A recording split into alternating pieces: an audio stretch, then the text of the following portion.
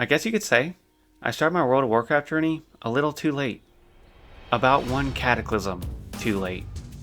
When Cataclysm came out in 2010, I was 12 years old, wide-eyed, clueless, and convinced that Westfall was the hardest zone in the entire game. I didn't understand quests, I didn't read tooltips, heck, I didn't even think we had guides back then.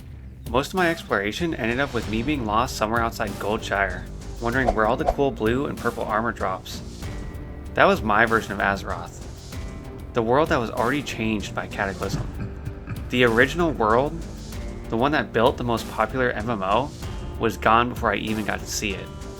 Time moved on, expansions came and went, and eventually, I drifted away from the game. Because the more it held my hand, the less I felt like I was actually adventuring. Everything became faster, easier, and emptier. But now, Classic gives me a chance to finally step back in the world that I missed, to slow down, to take it all in, one quest, one fight, one story at a time. There's something grounding about going slow again, taking on quests that I have no idea where it's actually going to lead me, reading the text, and actually listening to what this world has to say. If you're here for nostalgia, or just to watch me pull 5 mobs by accident, you're in the right place. This is where my series, on my journey through Azeroth, begins. When I first played World of Warcraft, I chose a human warrior. There's something about starting as a human in Northshire that just feels like home. So this time, I'm doing it again. A clean slate. Same class, same race, just a slightly older me behind the keyboard. I spent a while on the character screen, trying to make a character that I was happy with. After a lot of time, I finally made up my mind. Now that the hard part was over, next came the name. My girlfriend just happened to get me a drink from Starbucks, and I couldn't really think of anything else, so I figured, why not? I typed in the name and immediately got hit with unavailable. So I did what every player does. Backspace, add a fancy letter, and boom, name accepted. As I loaded in, I thought about how this time I actually want to finish what I started, to hit level 60. I looked around the starting area, sunlight blazing through the trees, music fading in, and for a second, it felt like I was stepping into the past. This time, I'll make it, I told myself. No sidetracks, no skipping quests, just me, the road, and the journey ahead. I started my journey in Azeroth with a sword in my hand and some tough jerky in my bags. Upon arriving to Northshire, the guard out front sent me to speak with Marshal McBride, the man who oversees new recruits. He greeted me, handed me a new task, sent me straight into the field. My first job? Deal with the kobolds outside the abbey. Before hunting kobolds, I ran into Egan Peltskinner. He needed help with some wolves. I figured it'd be good practice, a warm-up. A few fights later, I realized how fragile my level 1 warrior really was. By the end, I hit level 2, picked up a shield, and learned my first real lesson, patience.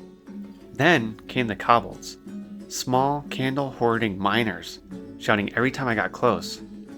They weren't very strong, and I took them out quickly. After clearing out the field and taking their candles just out of spite for yelling at me, I made my way back to Marshal McBride and was given another kobold killing quest. While picking up the new quest, something strange happened. I got a random whisper. Some guy asked me to invite his other character for gold.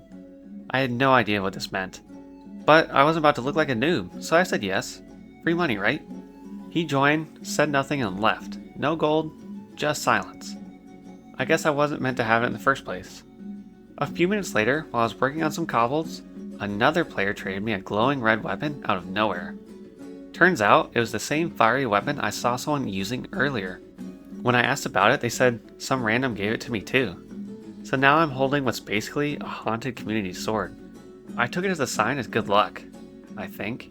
Upon finishing up my quest, I returned to Marshal McBride. He wanted me to go deeper into the valley this time, into the cobbled mine. The tunnels were narrow, filled with noise and shadows. Every corner had another kobold waiting for me to take out. Upon fighting all the way to the back, I spotted a chest and sprinted for it. Unfortunately, there was a kobold I had to fight to get to it, and another player right next to me. I threw everything I could at this cobble to try and get to the chest first, but for some reason, this cobble decided to start dodging all of my attacks. Luckily, in the end, I was able to get the chest though. Clearing out the mines, bags full of candles, I was ready to head back to Marshall McBride, confident to take on whatever task was next. Oh, was I wrong. Upon turning in the cobble quest, I went outside and a guard asked me to deal with the defeats across the river. I thought it'd be just like the cobbles. I was sadly mistaken. I ran up, pulled one, then two more came in. Next thing you know, I was swinging for my life. That's when I realized Northshire wasn't the safe training ground I thought it was. Luckily, by the end, I walked away with a cool new sword that I picked up from one of the Defeat's enemies. Before leaving, I was told to help out Millie Osworth. She needed help recovering some grapes that she left in the field. It was a small quest, but it felt like something worth doing. I also had another quest to take out the Defeat's leader, somewhere in that area, so I figured, why not? Then I saw him. Garrick Padfoot, the Defeat's leader. And he had backup. He fought hard, but I had the fiery blade in my bag and some confidence. A few swings later, it was over. My first real victory. After turning in my final quest, I waved goodbye to Marshall McBride and said goodbye one last time, and I was off to Goldshire to start my next quest. Then I walked down the road out of Northshire. The sun broke through the trees, the abbey faded away behind me, and with that fiery blade in my bag, my journey truly began.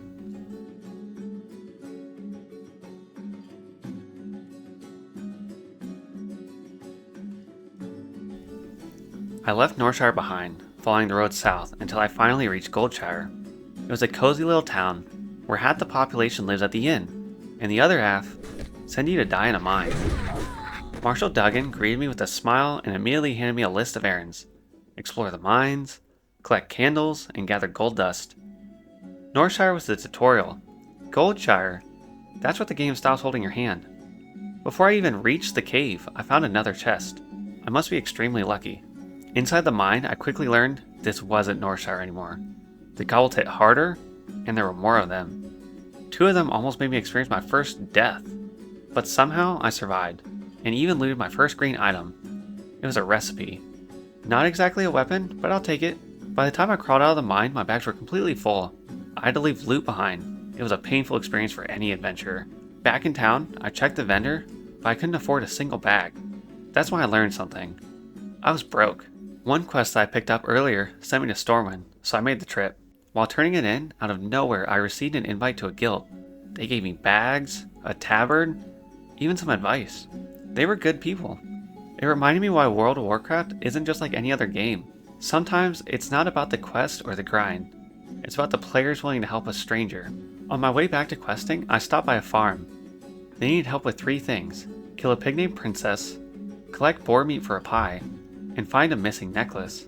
That necklace turned out to be in the hands of a cobble named Goldtooth. He was tougher than he looked. I managed to take him down, but not before suffering my first death. It was humbling, but hey, at least I got the necklace. Then came the Murlocs. I was told to collect ingredients for a potion. Easy enough. I had no idea what I was getting into. But on the way I found a lake house. Inside were a dozen children just standing still, staring.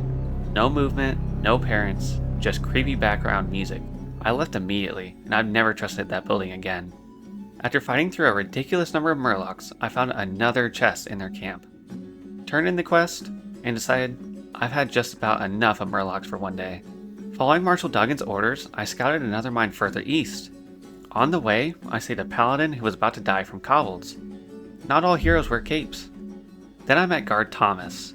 He wanted me to find his 2 missing men. When I found them, they were both already dead. Probably killed by Murlocs. It was a sobering reminder that even peaceful Elwyn Forest has a dark side. And then, chaos. My first horrid encounter.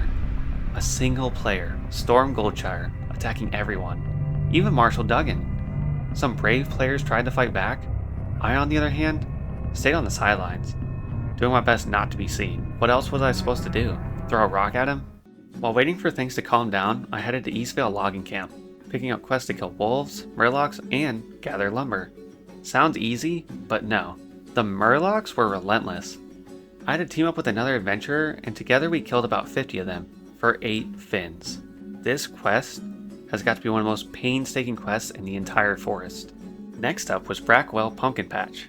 I finally tracked down Princess, the infamous pig, and after an epic fight, I came out victorious. Nearby, I found Deadtooth Jack in a rare spawn. I still had to collect some bandanas, so I figured why not. I spent 20 minutes trying to kill them, died multiple times, questioned my life choices, so I figured I'd just come back later when I was stronger. Upon returning to Goldshire, Marshal Duggan sent me to Westbrook Garrison. They needed help killing an enemy named Hogger. He was an elite, so I teamed up with another player and together we brought him down. After taking him down, I picked up a quest from a gnoll I had just looted. This quest was called The Collector. The quest turned out to be harder than I thought. The enemy I had to kill had 2 bodyguards, and they were all high level. Luckily, someone nearby jumped in to help. Without them, I would have been stuck on this quest. After finishing up all the forest quests, I decided to get some training and follow up on my warrior quest. So I headed to Stormwind and greeted my trainer for a new quest. It involved starting a bar fight. After punching a drunk, I was awarded with some new abilities to help me on my travels. Apparently that's what passes for professional warrior training around here. After receiving the new abilities, I was told to head back to Eastvale to receive my reward. Upon arriving at Eastvale, I was told to hunt down Deadtooth Jack, the same guy who gave me trouble earlier. This time, he didn't have backup. The fight was clean, satisfying, and I finally got my revenge. And my reward? A brand new green item sword. Before leaving Elwyn, I decided to make a quick trip to Stormwind, just to prepare for the road ahead. I figured I'd grab some cooking supplies, maybe learn a recipe or two. Then I saw the auction house prices. Apparently, wolf meat is some kind of luxury item in this game, so I thought to myself, that's one way I can buy some bags for my journey. I also asked my guild what they thought I could do to make some extra gold.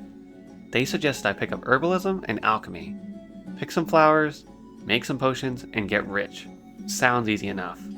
Before heading out into the next zone, I figured I should get a little bit more prepared.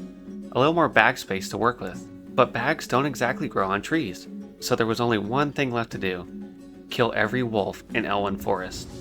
I stayed in Elwyn for a while, long enough that I started recognizing where all the wolves spawned in at. Every clearing, every patch of tall grass, I was there killing, looting, and having fun while doing it. Some wolves dropped meat, and some dropped green items. I didn't care at the end, I was just having fun with my new sword. But over time my bag started to get full and I was running out of room. By the end of it, I had 80 pieces of wolf meat, a handful of greens, and I leveled up. It was honest work, and for the first time I felt ready to move on, not just as an adventurer, but as someone who can afford repairs and be able to buy cool gear. After stopping by the auction house to sell my loot, I was richer, stronger, and ready for my next adventure. Next stop, Westfall.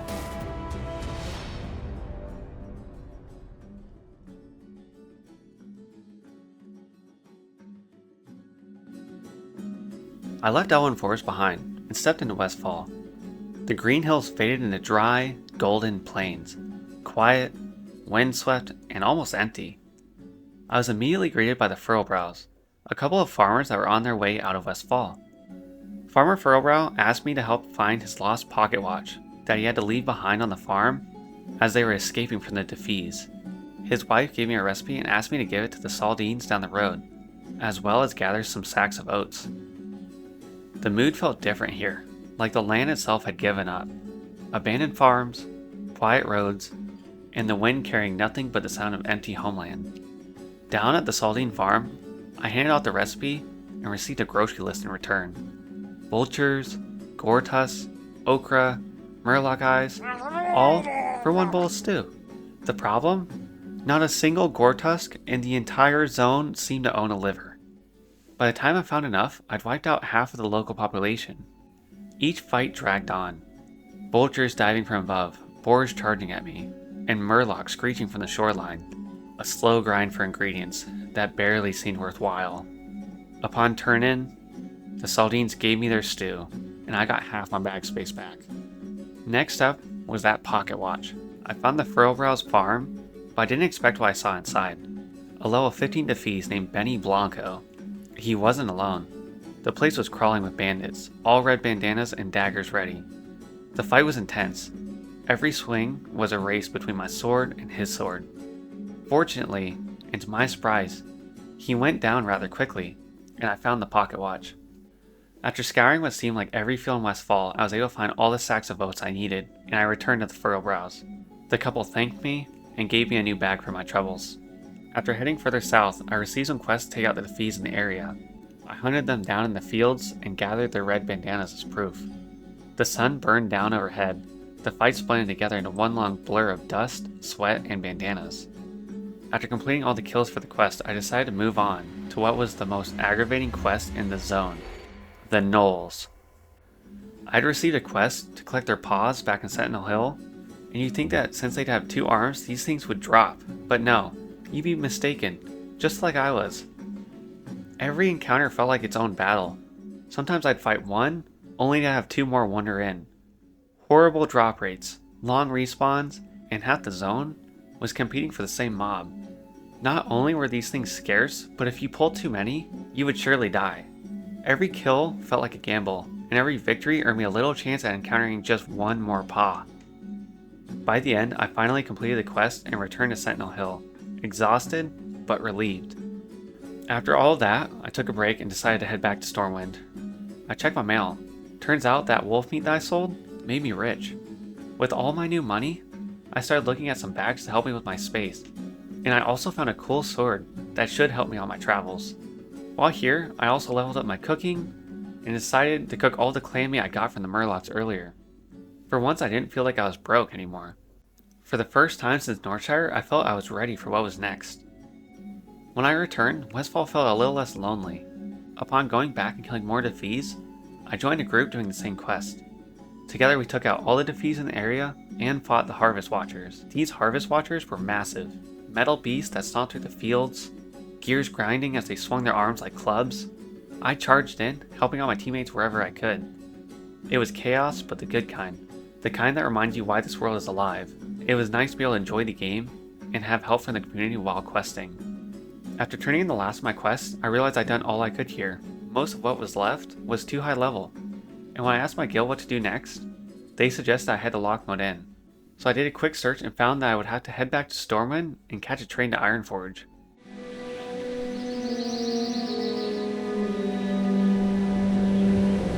Ironforge was beautiful. Massive halls, lava flowing from the ceilings, dwarves everywhere. I wandered around the city for a while, just taking it in. The forges, the sound of hammers, the general player base. It was cool to see another area just as crowded as Stormwind. It makes the game feel alive. Then I headed out of the city and east towards Lockmode Inn. It was cool to pass through the snowy environment and hear the wind howling like a desolate mountain zone. Eventually, the snowy peaks gave way to steep cliffs, and 2 massive statues guarded the entrance to Lockmode Inn. It felt like entering a new world. Relaxing, warming, and just like Elwyn Forest. I picked up my first local quest. Go kill some trogs. It was an unfamiliar enemy, but nothing I couldn't handle. Being a little over-leveled helped too. Each fight was quick, and I was able to complete the quest within a short time. They also dropped stone teeth, which I also needed for another quest. So it was nice to knock out both of them together. Honestly, Lockmode Inn was off to a solid start. After finishing that quest, I decided to take a break. Not in-game, but to explore add-ons. I've seen other players using them and figured I'd give it a shot. I installed Questy to track quests on my map, Atlas Loot to see what drops in dungeons, and Auctionator for the auction house. It felt like I was upgrading, from clueless adventurer to organized professional.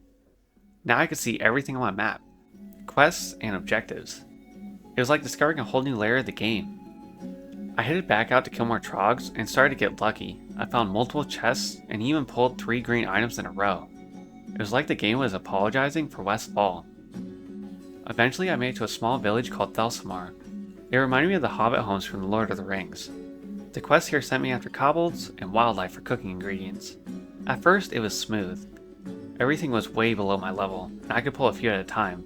But the drop rates, they were awful. 50 kobolds later, I still didn't have all the ears I needed. Eventually I just gave up and moved on. Next, I got a quest from Mountaineer Stormpike to recover miner gear from an old mine. There were kobolds inside, so I doubled up my progress, doing both quests at once. Inside the tunnels, I fought kobolds while collecting the miner gear, and I was able to complete both of the quests. After turning those in, I went back to hunting wildlife, and somehow, That was even worse. I must have spent an hour going back and forth killing spiders and bears for all the quest drops. By the end, I was convinced the game was mocking me for thinking this zone was easy. After all that was said and done, I noticed something. Questy made everything too easy. It showed me where to go, what to kill, and what to pick up. And while it helped, it also killed the sense of discovery. So I made a decision and I uninstalled it. I decided to keep Atlas Loot and Auctionator since they didn't guide me. They more of just gave me information. With that, I ventured out again. As I was exploring, I found a quiet fishing hut down by the lake. I decided to take a break and started leveling my fishing there, just enjoying the view and the sound of the water. It was peaceful. One of those rare moments where you forget about the XP bar and leveling and just enjoy the world. When I was done, I realized something. I had no idea where to go next. Without Questy, I was completely lost. Only one quest in my log had directions, so I followed it south toward an excavation site. On the way, I saw some dwarves standing next to some TNT. I had no idea what they were doing, so I just kept walking. At the excavation site, I quickly found out it was far outside my level range after picking up a quest. So I set out to find a gnome named Bingles, who'd actually crashed his plane somewhere in Lochmoden. After searching it up because I was completely hopeless, I found him. He asked me to recover some of his tools from the local trogs. Simple quest, right? Wrong. Every item was surrounded by trogs, and these were now my level. Each fight was a test of timing. Pull one too far, and two more followed. I died. A lot. Eventually, I ran into another player on the same quest. Together we fought our way through and finished it. It was by far the hardest quest in the entire zone, and I was happy to finally be done with it. After turning those in, I found a hunting lodge on the east side of the lake. The quest here came with time limits. Kill enough wildlife before the clock runs out. I didn't know who thought this was a good idea, but it was the most stressful questing I've done yet, and the whole time, I was getting picked on by some guy named Daryl. Once that was done, I was tasked with going after Ol Sooty, a level 20 elite bear. I was level 16. Thankfully, I found another player in chat and together we took him down barely. The fight was brutal. I was chugging potions like my life depended on it, and the other person in my party was fearing the bear just that way it wouldn't kill me. When we finally killed the bear, I took its head and I brought it to Daryl. I think it traumatized him. Probably made him regret ever knowing me. At this point, I decided I was done with Lochmoden. Time to head back to Westfall. Lochmoden was beautiful, frustrating, and full of surprises. It tested my patience, my luck, and my inventory space, but it was worth it. Every zone teaches something new, and Lochmoden taught me to slow down, explore, and have fun.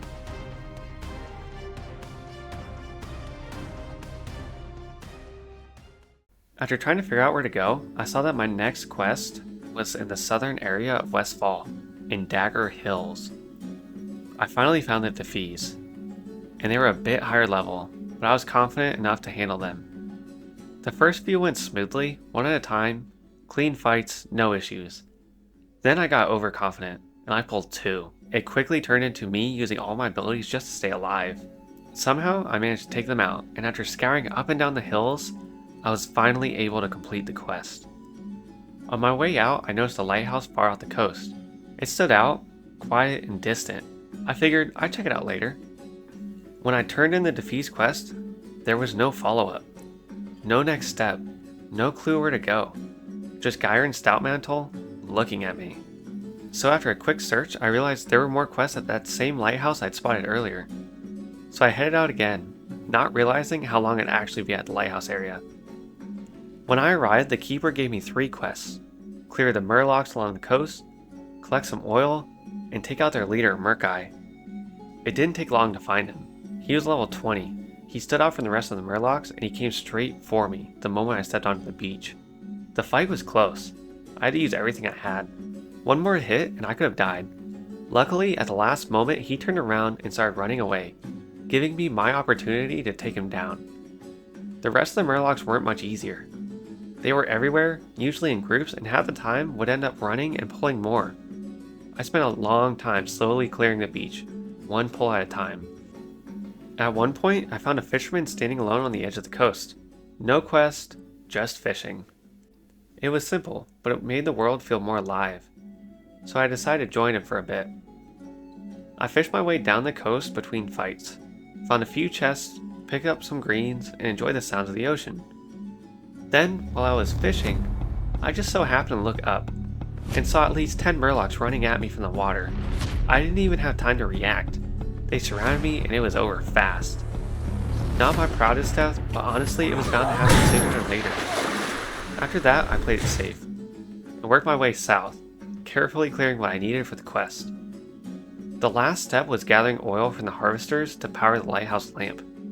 Compared to everything else, this part was simple. The enemies were much lower level and I cut through them easily. After turning everything in at the lighthouse, I leveled up. Finally, I was level 18, which meant I was finally able to wield my blue weapon that I was so patient to use. It felt like a good way to close my time out in Westfall. I headed back to Stormwind for training and to sell some loot. While there, I asked my guild chat if anyone could enchant my rare blue weapon. A fellow guild member replied right away and told me to help me out. When he met me, he looked at my gear for a second and said, "Hold on." A few minutes later, he came back from the auction house and opened up the trade window.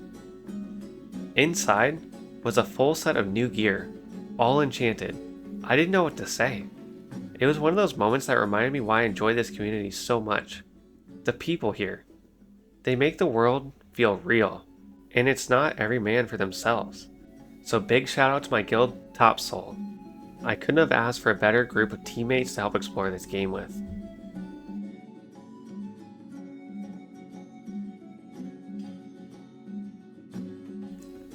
I made my way into Redridge Mountains from Elwyn Forest. It already felt nostalgic. I kind of missed Elwyn's peaceful fields, but this was new adventure territory. A guard greeted me as I entered the pass and told me to report to Lakeshire. As I crested the final hill, I got my first look at Lakeshire, a small, quiet town, nestled perfectly beside the water, reflections of the red cliff dancing across the lake's surface. It was beautiful. While I was picking up quests and getting to know the locals, a party invite popped up on my screen.